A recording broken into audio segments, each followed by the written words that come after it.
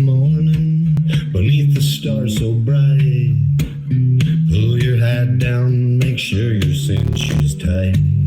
Horse is kinda snuffy, cold chill up your spine. You'll get your ass moving, son, we're burning daylight.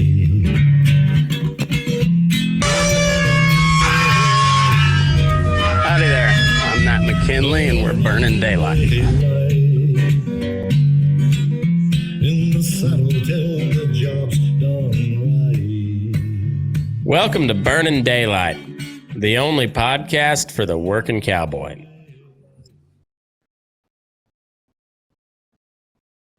Well, howdy there, daylight burners. Happy Thursday. I hope everybody's doing well. It is warming up here, and we've got a potential screwworm crisis on our hands. It is back north of the border, and we'll have to see how that goes. But this is the Friggin Farm and Ranch Report for Thursday, June 4th, 2026. So we're going to be talking about a bug that your granddad hated and that I myself and your kids have never seen, and that is the New World screwworm. It made a bunch of parts of the cattle business in this country damn near go broke in the 30s and in the 1950s. And then we spent inflation-adjusted numbers, billions of dollars, getting it off this side of the map. It's been back in Central America and Mexico for the past couple of years now. And now it's over the border with a confirmed case in Texas. But there is some good news, and try to look past all the scaremongering. We've got a lot bigger toolbox than they did the last time this thing ran wild. But anyway, I'm your host, Matt McKinley. I'm coming to you from Yerington, Nevada. Before we get into all this history, make sure you go like, subscribe, rate, review, all that good stuff on all the social medias. Wherever you listen to podcasts, I'm on there. Spotify's my main one. That's where I host everything at, but also Apple, Podbean, any of the pod catchers as they're called. Then YouTube, Rumble. The most important one though is Substack. That's where all this stuff is found. That's where you get ad-free episodes, minus any of the sale barn ads that I do. I don't have any at the moment, but go check that out. And it's you can find that over at burningdaylight.substack.com. And I'm going live on Instagram for the first time in, I don't know, maybe ever. So I'm adjusting where I'm at on the screen because it's a vertical layout instead of a horizontal. So anyway, that's what I'm gonna have to just let it go because it's not working very well. But that's neither here nor there.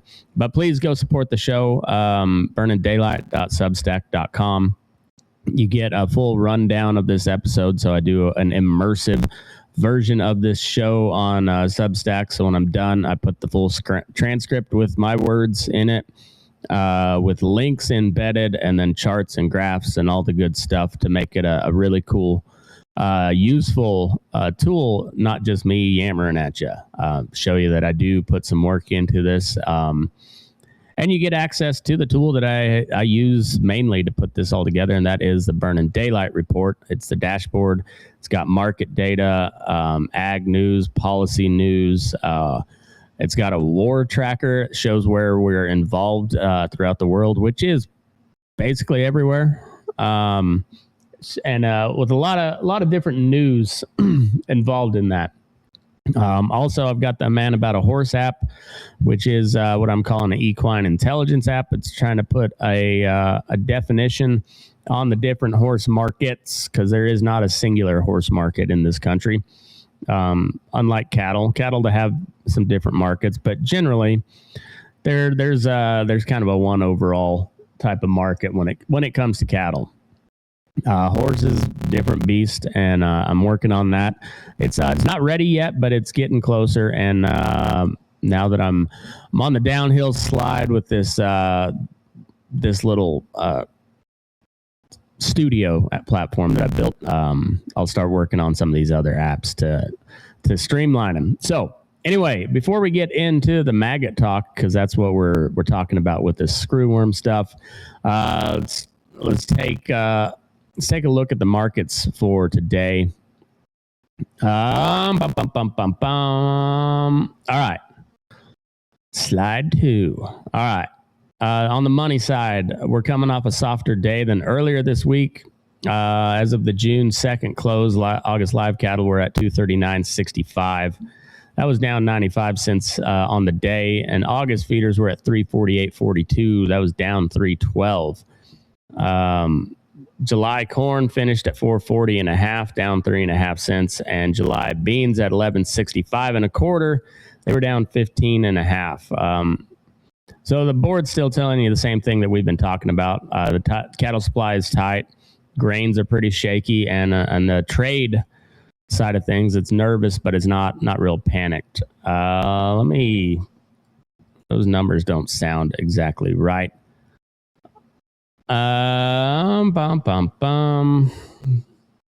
Burning daylight report. There we go. I'll pop it up on the screen for you so you guys can get a good look at it. Get a gander at what I'm looking at.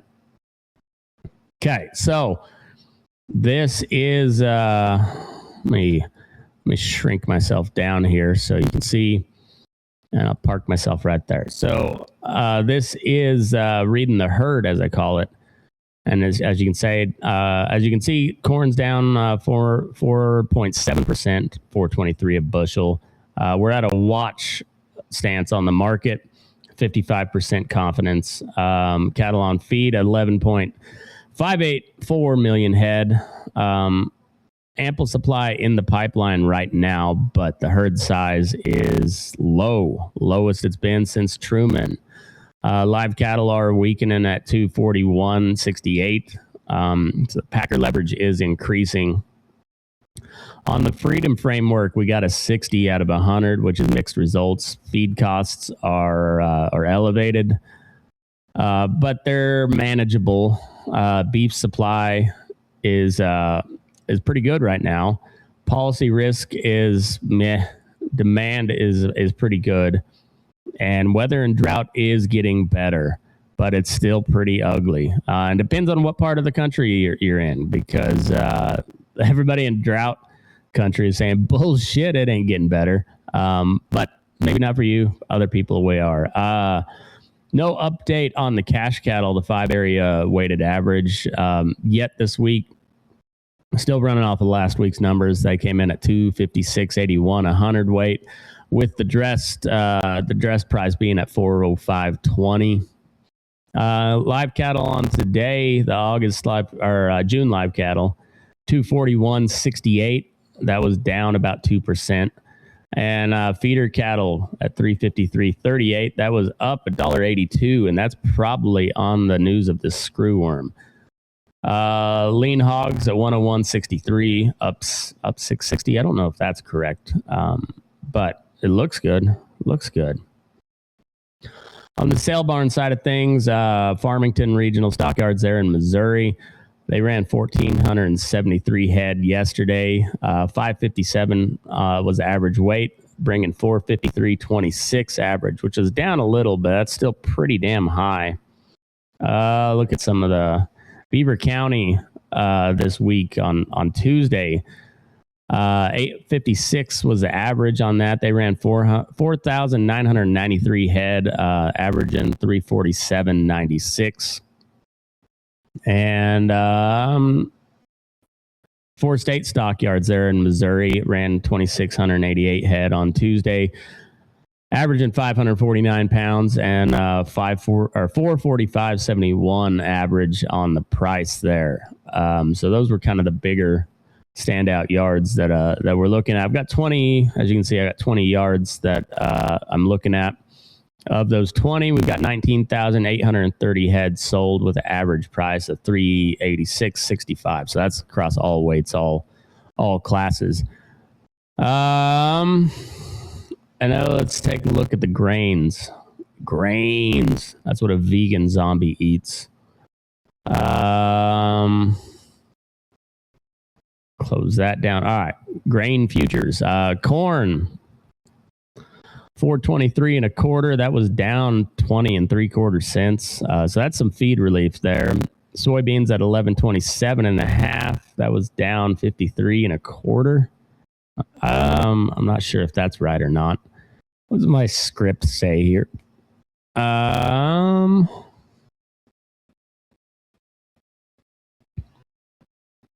July corn finished at 440 and a half. That's what, so this is saying 423. Let me see. CME.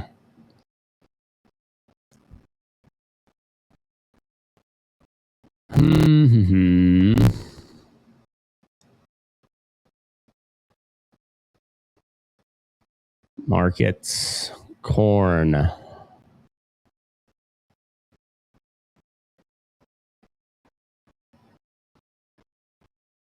Waiting on it to load.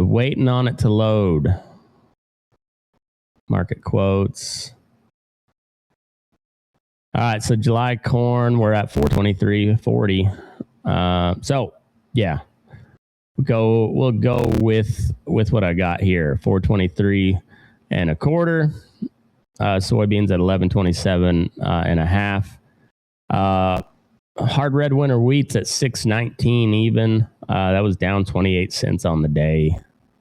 And soybean mills coming in at 312.50, which is down $14. So on the feed side, we're getting some relief.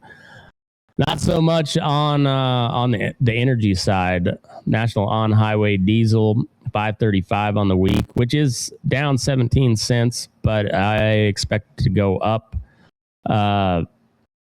next week. AAA average is at 539.4. That was down 18 cents on the week. Regular unleaded's at 424 a gallon.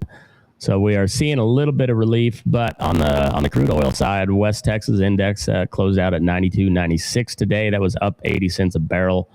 And the Brent index is at 95.26. That was up 28 cents on the day. I don't have too much of an update on the war reel. It's still going on in the Middle East. The Strait of Hormuz is still basically shut down. No peace, or there's been no deal. There is no ceasefire, and so that's where we stand on that. That is your war reel for today. I don't believe we've had any casualties or deaths on the U.S. side, which is good. But we are using a lot of ammunition. So. That's all we got on that. And on the market, we're still saying that the cash side is not agreeing with the board. And as you all know, I consider the cash market to be the market because it is. Okay. Where are we at now? Dum dum dum dum. Okay. So the board's still telling you that the same story we've been talking about. Tight cattle supply, grains are shaky, and trade's nervous but not panicked. But underneath that, the fundamentals have not changed. The cow herd is still historically small. Replacements are expensive, and anything that even looks like a feeder is bringing a premium. The screwworm story doesn't flip the table overnight, but it's not a trivial side note either. The economists that went back and looked at at Texas in the 70s and then modeled a modern day outbreak say Texas-style screwworm establishment today could cost producers roughly $700 to $800 million a year and hit the broader Texas economy for around 1.8 to 1.9 billion a year. But on the flip side, staying screwworm free is worth roughly $1 billion a year straight to producers and about $3.7 billion a year when you count the whole economy. So that's what the stakes are. That's why the USDA and APHIS are throwing money at the sterile fly production and surveillance and border control and emergency approvals instead of shrugging and telling you that it's just another fly. Down at the sale barn and the ranch level, the screwworm risk breaks into the same three buckets it always has. That's labor, death loss, and treatment cost. Also, just overall cattle performance, because when cattle are sick, they don't perform as well. That's a given. That is a constant. So back in the day, labor was the brutal part. So it was daily checks, roping, pouring benzol in the wounds, and then painting them with pine tar. Any of the dead ones, you had to burn the carcass or bury them deep, and you still lost calves that you never got your hands on. Today, that's a little bit different, but not much. We have systemic products and better topicals, which means that each case takes fewer hands-on and has a much better chance of walking out of the chute instead of getting dragged to the bone pile, which was supposed to be doused in diesel or kerosene and then lit on fire, or buried, or both. The cost of using these tools and tightening up wound management is real, but it's nowhere near the cost of watching that this whole deal get established and then chewing up a whole region's calf crop. So this episode's going to be heavy screwworm from here on out. We'll talk about it. I did some research on it, and I think while this is a big deal, there is going to be a lot of opportunity for scaremongering, and I think you need to ignore a big chunk of that. This could be very manageable, and even my research. So I use AI for a lot of research, and then I have it tell me what it thinks, and then I go back and read the articles that it pulls, and make sure that it's not lying to me. And but even in my research, it very heavy calls to authority. Only use the USDA and FDA approved stuff. Make sure you have a good a good relationship with your state vet and all that. And I have no issues with veterinarians. I've worked with a lot of them, but also I don't take their word as gold. A lot of them are lazy. Not every one of them, but you guys know. You guys have worked with the vets before. And when you got a good one, you make sure that you give them your business. But there's also some not very good ones out there. And particularly in the large animal business, all the money in the veterinary world comes from dogs and cats and horses. It seems like cattle and sheep and your meat production livestock, as they're a commodity animal, it's a commodity product. I'm still that'll be my weekly wrap up. It'll be the kind of the story of how the live cattle futures and feeder futures got established, and how they differentiate from other commodity markets and products. I had that planned for last night, and then as I was finishing up my research, I came across a story about this case of screwworm that made it across the border. So I put that on the back burner. So we'll talk about that tomorrow. But we're all screwworm all the time today. We'll talk about what this thing actually is, because most people under 60 have never had to think about it. We've never saw it. And now here we are. So the New World screwworm is a blowfly, and the larvae eat the live flesh instead of dead tissue. So a female fly lays a cluster wound or a body opening, whether it's a calf's navel or a castration cut, dehorning stump, the nose, the ears, the tail head, and the vulva. For if you want to be crude, that is the pussy area of the cows. Those eggs hatch in 12 to 24 hours, and then the larva burrow down into the tissue in a screw-like pattern. So it just makes it way down in there. The wound gets bigger instead of smaller, and it stinks, it drains, and the animal's in a ton of pain. If you don't deal with it, especially in newborn calves and lambs, it'll kill them. Every warm-blooded animal that you run is on the menu. So that's cattle, horses, pigs, sheep, goats, wildlife, dogs, and even people. So if you like to walk barefoot and touch grass, which good on you, I think that's a good thing. But you get a cut on your foot, you are at risk for screwworm. In livestock, the risk climbs with every management practice that makes a wound. So that's branding, castration, dehorning, ear tagging, tail docking, and then calving, tick bites, and it wrecks out. It really wrecks your herd if it gets established. Historically and today, the highest risk animals are newborn calves, lambs, and kids, meaning goats with fresh navels and no immune system and no way to outrun the flies. Take it back, a look through history and what our granddads used to do. My dad and some of his friends talked about doctoring screwworm cattle a bit. But it hasn't been a part of everyday ranch life in the U.S. since, nationwide since the 60s. There was a flare-up in the 70s, and then there's been some isolated cases, one of them being in the Florida Keys back in the 90s. But that was on deer almost exclusively. In the 1920s and into the 1950s, the playbook was pretty much all hard labor. A lot of elbow grease. USDA told ranchers spot the infested wounds early. That's still a good management practice, regardless of screwworms. Rope the animal and treat it right away. And the standard treatment was benzol, which is essentially benzene. You poured it in the wound to kill the larva, and then you closed it up with pine tar oil to try and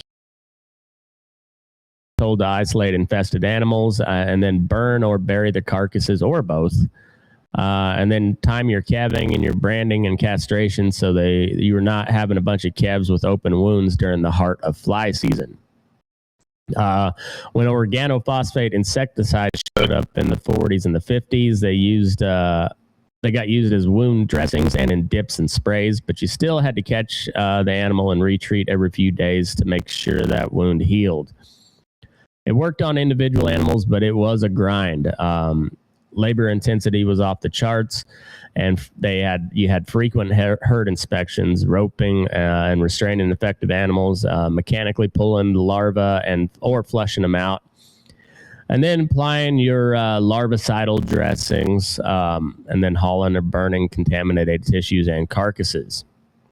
On the big Western outfits, plenty of cattle never saw a rope or a chute in between works, so the infestations got huge before anybody ever saw them. And that's where you saw the hide damage, your weight loss, and then a whole bunch of death, especially in calves and extensive cow-calf systems.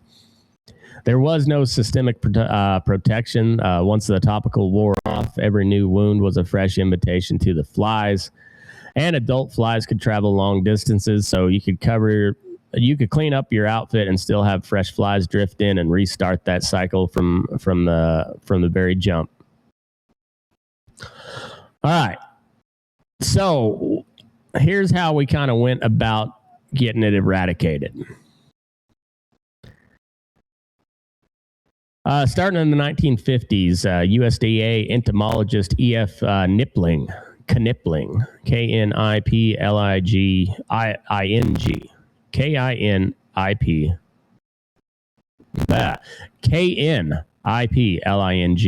I cannot read today or speak.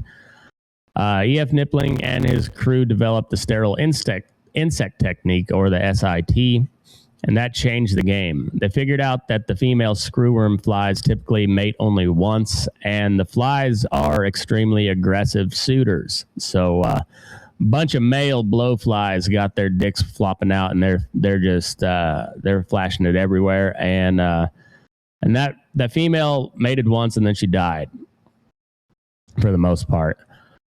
So they mass produced these male flies, and then they treated them with radiation, gamma radiation, which made them sterile, and then they released them out in huge numbers over broad affected areas, and then those sterile males mated with the wild females, and the eggs did not hatch. So over time, the wild population crashed.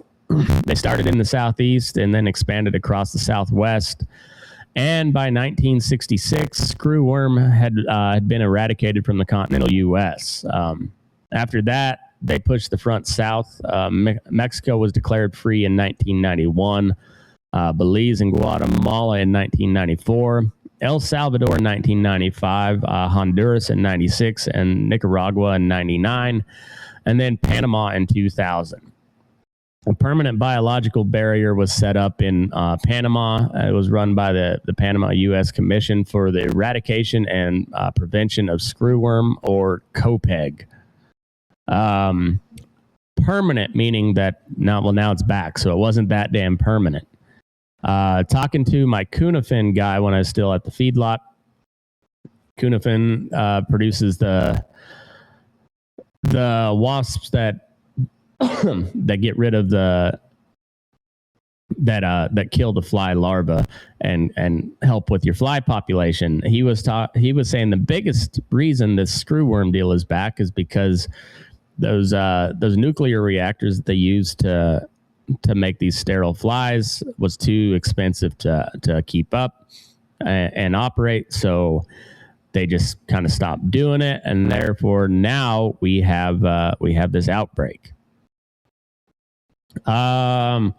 So sterile flies were the star, but they weren't the only thing that got rid of it. So eradication depended on insecticidal wound treatment and carcass management to help keep local larvae from maturing into new flies. Movement controls and quarantines so the infested animals didn't get trucked into clean country.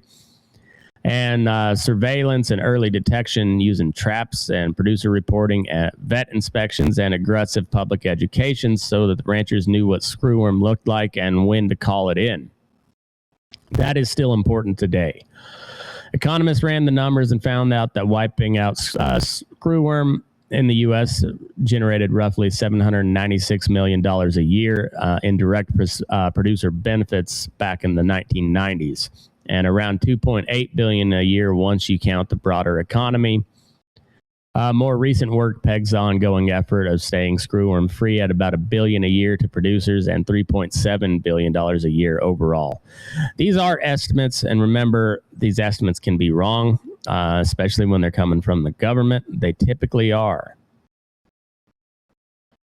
All right.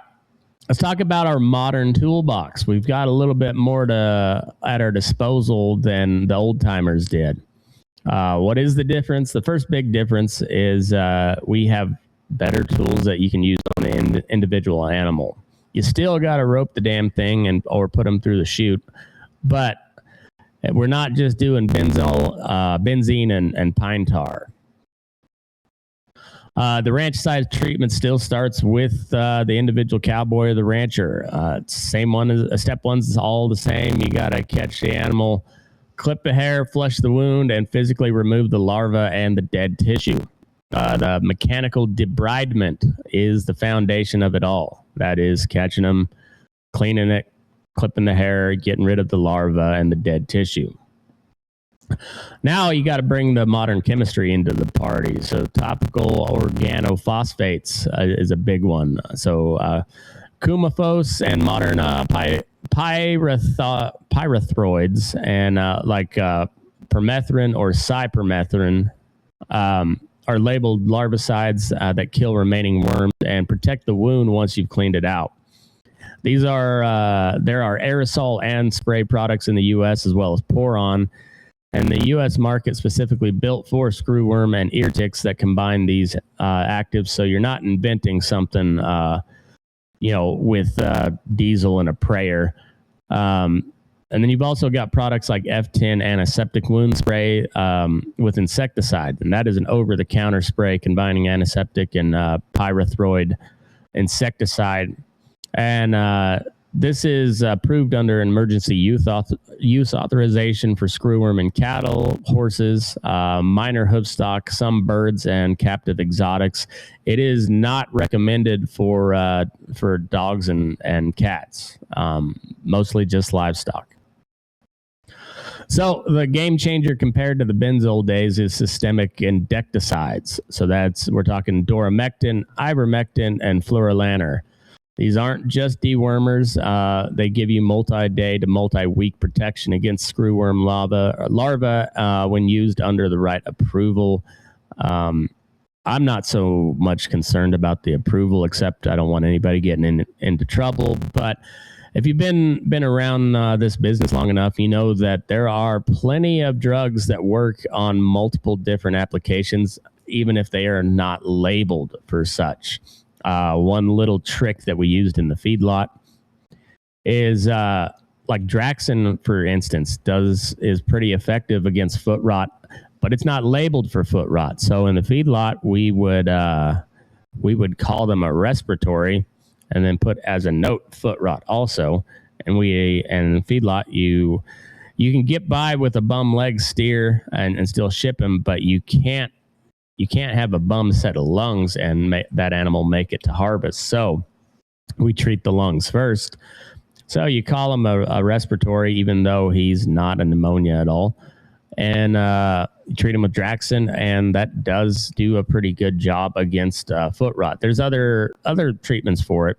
And one of the things I can see here is producers, they get hooked on one particular antibiotic that they like, and they use it for everything, and that's not always the best case scenario. And if we look back to COVID, there's a lot of, the COVID vaccines were emergency use authorization. Got in a lot of trouble with the social media platforms for saying that, hey, I don't know about this vaccine, which wasn't actually a vaccine. It's more of a gene therapy type thing than a traditional vaccine. But I may still get pinged for that. But everything I ended up saying about that was true, or at least partially true. So when we're talking about emergency use authorizations, I think it's also worthwhile to take a look at stuff that might work. And again, this case, ivermectin, it's a dewormer. It's known to kill parasites, and that's what this screwworm deal is a parasite. Literally, it's feeding off a live tissue from a wound. So I would say ivermectin is probably a pretty good first case scenario. It's cheap and it's easy to use, and it has shown to be relatively effective. Okay. So let's talk about the emergency use authorization. The big one is Dectomax CA1, which is a doramectin injection, and it has conditional FDA approval specifically for prevention and treatment of screwworm, with about 3 weeks of prophylactic cover in cattle at the labeled dose. So prophylactic, that means as a preventative. So give it a shot if you have a case. It will kill the larva, especially if you get on like a baby calf. If you get it treated within 2 days, you have about 100% eradication of the screwworm larva. It decreases after that, but you still have preventative use or preventative coverage for about 3 weeks. Exalt Cattle CA1 is a fluorolaner topical, and it's conditionally approved for screwworm myiasis and cattle fever ticks in beef cattle and replacement dairy heifers.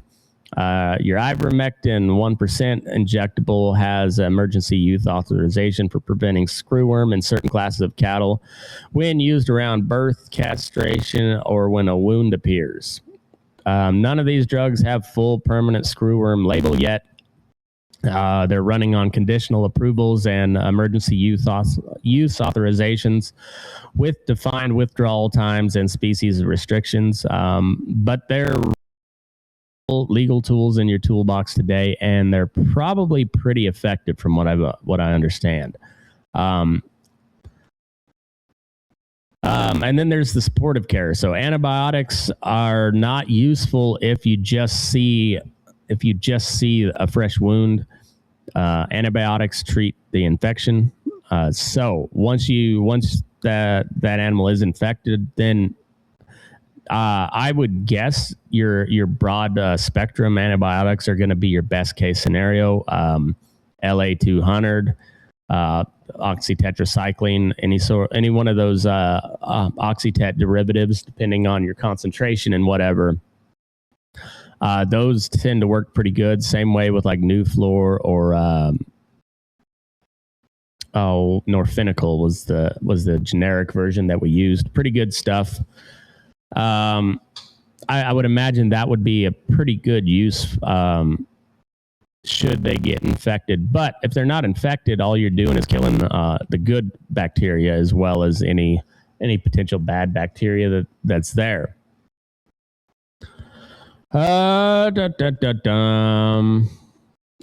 And then pain control is another thing, because when you got those little bastards screwworming their way down into a live wound, that's going to cause some pain, and pain reduces the production on your cattle. And so you get your Banamine. Now, luckily, you can vein that stuff for immediate effect. It doesn't last very long. And then they have the pour-on stuff if you're not good at finding the vein. I'm not. I could do it, but I'm not particularly good at it.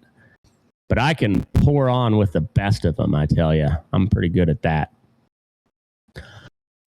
So all of those tools are available, and they were not back when Screwworm was in its heyday. So like we're sitting with a big leg up compared to the old timers, and that's a good thing. It also makes me a lot more hopeful about this not being like an actual huge crisis. So again, keep your head on a swivel, check your cattle, and for you guys that like to ride around and rope shit, well, looks like you're probably going to have a chance. So if you don't mind the South Texas heat, Arizona, New Mexico, anywhere along the border, where you're going to see it first. And then in the Southeast, that is where it could really take off. Wherever it's going to be wet and humid, and the flies are around a lot longer than they are in the dry and higher elevations. So like I'm not too worried about it so much out here, because we have no moisture to speak of. We do have flies, but it didn't seem like it came this far north very often, or at least not in the same numbers as it did in Texas and the Southeast. So if you're in those areas, keep your head on a swivel, be ready. And if you got guys that like to rope, well, make sure you pay them well so they do a good job. Look, because this shit spreads, you're looking at doing a lot of nasty doctor work. Nasty because it's an open wound, and they get bigger and they stink like hell. That's one thing my dad always said. He didn't know what stunk worse, the wound or the medicine that you put on it. Okay. And then the tools over the landscape are better and more mature. So the sterile insect technique is not experimental anymore. It's the standard operating procedure. So the Copeg facility in Panama is still producing around 100 million sterile flies a week. And additional capacity is ramping up in Mexico with U.S. support. We've used this the sterile insect technique successfully to clean up the reinvasion before. There was a flare-up in Texas in the 1970s. And in the Florida Keys, there was a deer outbreak in 2016, and they both got handled with focused sterile fly releases plus aggressive treatment. So your surveillance is better as well. We got traps, we got lab diagnostics, and reporting systems that mean a single case can trigger a response instead of simmering in the background. If you have drones and know how to operate them, these could probably be a good tool for you. So you can scout ahead of your cowboy crew and let them know, like, hey, we got some over here. Use all this technology to your advantage. It is there, and it's not just for making pretty videos and stuff and taking awesome pictures. You can do that and still scout your cattle at the same time. Cell phones, also not a thing back then. Boots O'Neill, a friend of mine. It's kind of cool I get to say that. Anyway, he talks about the biggest change in ranching over the years, and he's seen a lot of them. He started his career when they still drove cattle to the railhead, but he said cell phone has been the biggest change in cowboying that he's seen over his lifetime, and like I said, he's seen a whole bunch. Another big difference is the economics and the policy environment both favor hitting this early and hard. We're not arguing about whether the screwworm is worth controlling anymore. The math has been done, and the answer is yes, it is worth controlling. Keeping it out of the U.S. is worth roughly $1 billion a year to producers and several billion to the whole economy.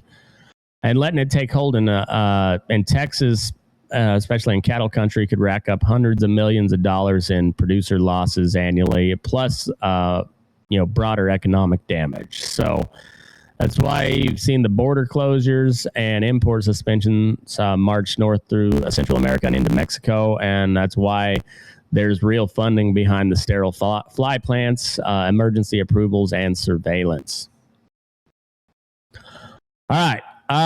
Here's a playbook for the modern world, and it'd be useful to take a look at it, I'd say. All right, I'll put myself here in the middle. First thing we got to know what we're looking for. So screwworm isn't just a few maggots. If you got a fresh wound that gets bigger and uglier instead of shrinking up, and it smells kind of rotten, kind of that sweet, sickly death smell, and then it looks like it's crawling even after you've knocked off the crust, you treat that as screwworm until you're proven otherwise. Navels on your calves, the castration cuts. So once you cut the bag, make sure that that wound gets covered up. Dehorning wounds and openings like the nose and the tail head are hot spots for all your animals, not just cattle. All right, I'll move over here. Second thing to look for, or second thing on the playbook is the modern stuff. So catch your animal, clip the hair in the area, flush the wound, and then pull every worm you can out. Cut away the dead tissue and hit it with some larvicide, whether that's Calmifos, permethrin, or screwworm aerosol, or an F10 type antiseptic insecticidal spray. This stuff is not easy to say. F10 type antiseptic insecticidal spray. Follow the label instructions on that. And wherever it fits your program and the rules, use systemic products like Dectomax CA1, Exalt Cattle CA under their conditional or EUA frameworks. Also, you could just deworm the bastards and not worry about the label, because all this insecticide stuff is for deworming, and cattle, it is standard practice to deworm them regularly, at least once a year, a lot of times twice. So you don't have to worry about the screwworm part of it if you just say, I'm deworming this animal. Now, that being said, it is good to report the screwworm stuff, because then they can start releasing those sterile flies and get ahead of it as much as they can. So do pay attention to the withdrawal times and which classes of cattle all these drugs are labeled for. That's one thing. Like, withdrawal dates are a real thing. Make sure that you're paying attention to those. Burn or bury the heavily infested material so you're not incubating the next generation of flies at your bone pile. So dead tissue, if you got to cut it away, make sure you bury or burn it. And then if they die from it, that's also something you got to take care of, because now you don't just have the one wound that you're dealing with. You're dealing with that whole carcass that can be just a breeding ground. So, and then also plug into the bigger system. So you're not helpless, and you're not supposed to sit on your hands until a vet gets there. So you absolutely can, and you absolutely should handle the hands-on treatment. Make sure you got the right information and products, but screwworm is still a reportable disease. And if the sterile fly program only works if somebody tells the state vets and the USDA when and where they're seeing it. So as a sequence, you find the animal, you fix it, and then make a call to the people that are flying the sterile bugs around and running traps, so they know where to put them. The risk map. This is where we sit right now. Geographically, the risk isn't the same everywhere, and historically, the humid, warm regions like the Southeast and the Gulf Coast had longer screwworm seasons and heavier pressure than the high and dry country. So today, the immediate risk is highest at the southern border states. So Texas, New Mexico, Arizona, probably better add California on there too, because they're the closest to the current outbreak. Texas, New Mexico, Arizona being the closest. And they have long fly seasons. They got big cattle numbers, and they've got plenty of wildlife that can carry the larvae around. Places like here in Nevada and the high plains still got to pay attention, especially if you got cattle or horses coming from the south, but they're not as friendly to the fly year round. And especially since we don't have the big humidity problem like they do down there. Cattle still are worth the most outside of the horses. They pay the biggest bill, but they're not the only ones at risk. So sheep and goats are very vulnerable, especially lambs and kids with fresh navels. Horses and pigs can get hammered at surgical sites or injuries, and wildlife, especially deer, can be reservoirs that make eradication harder and more expensive. And that's exactly what happened with the deer in the Florida Keys back in 2016. All you guys down in Texas, Arizona, New Mexico, and then in the Southeast, get ready, because I know it's dry right now, but we are in El Nino, getting ready to hit like possibly a super El Nino. They're saying, you never know. They change all these instead of just like a big rain, and they're calling it like an atmospheric river or a polar vortex instead of a cold snap. So it's something to look out, especially if you're in a hot, humid area of the country, and then by the border, because you're the closest to it. All right, I think that's all I got for the screwworm stuff. It is a problem, and it could be a big problem, but we got a lot more tools at our disposal than we had before, and one of the rarest tools that we have at our disposal now, and that's because these guys are getting old and dying off. But talk to some of the old timers that had to deal with this shit. They know what to look for. They know what it smells like. They know what the animal's going to look like. So use them to your advantage. If you know a lot of these old hands, a lot of them like to talk about this shit. Especially, like, I'm gonna have to call Boots and ask him about the screwworm days. I'm gonna talk to my dad, talk to Billy Whitfield, and some of those other old timers that really know what they were, or they had a lot of hands-on experience, so they know what they're talking about. And it doesn't take a USDA approval to go talk to one of these old guys. So use them to your advantage. I'm sure a lot of them will be happy to talk to you about it. And it's going to be useful. I promise you. All right.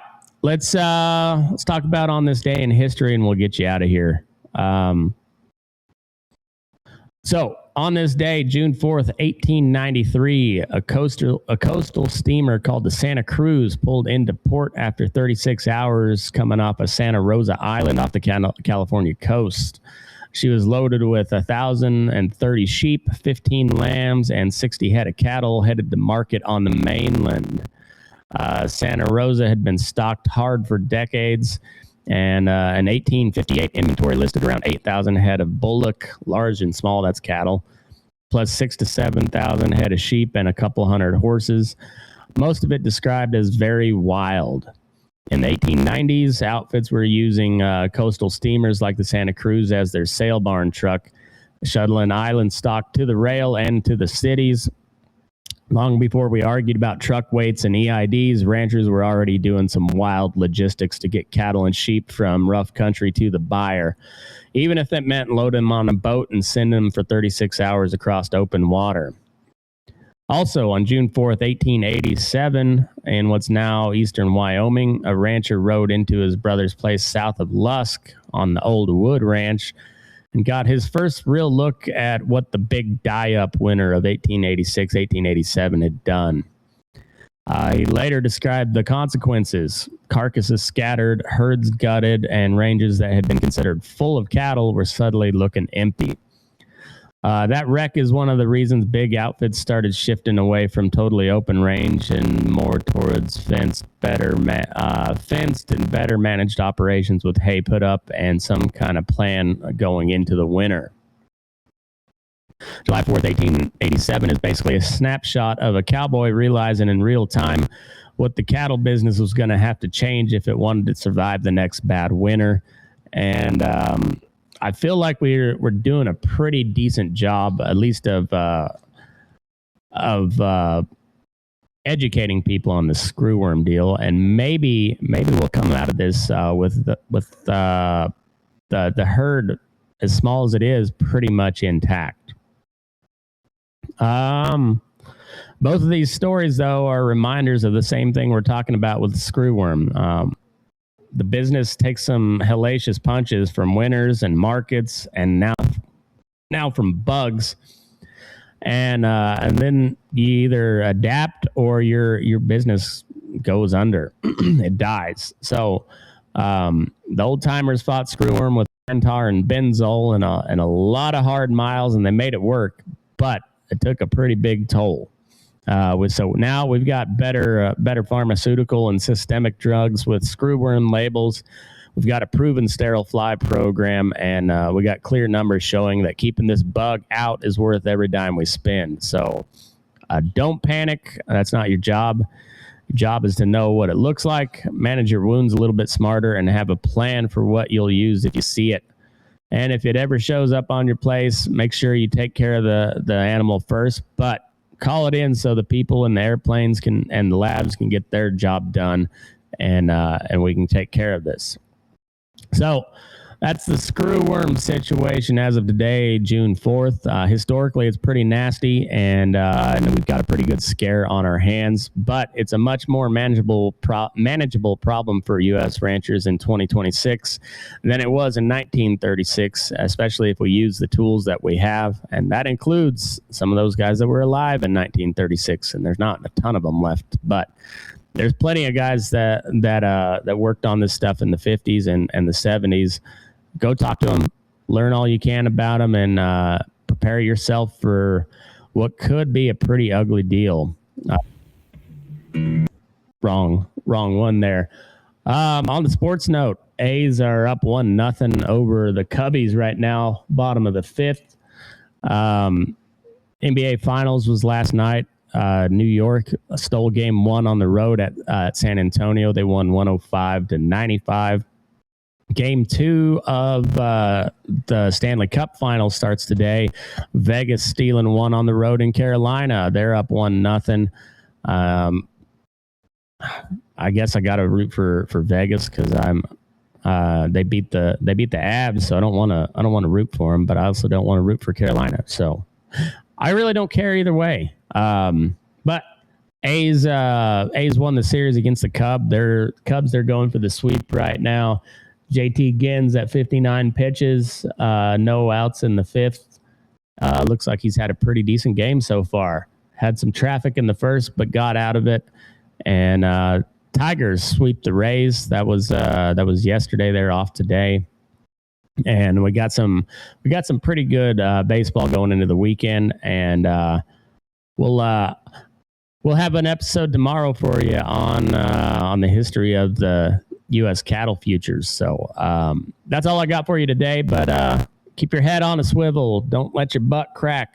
If you find any of that screwworm stuff, report it so we can get some of those flies with vasectomies. Essentially, you don't want a bunch of intact male blowflies blowing up your entire herd down there. So stay hooked, and we'll see you tomorrow. Now move your ass. We're burning daylight.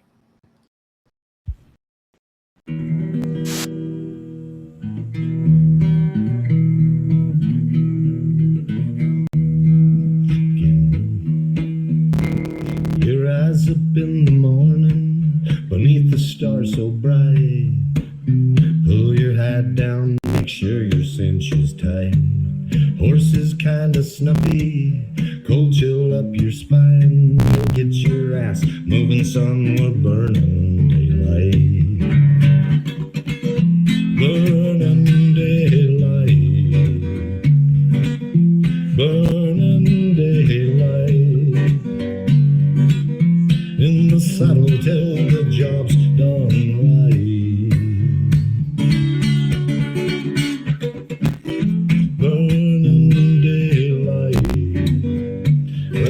Is just a gather, and you won't catch 'em all.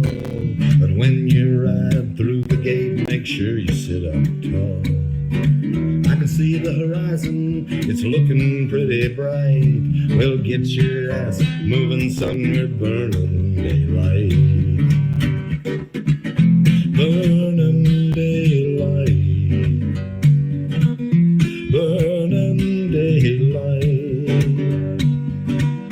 In the saddle till the job's done right.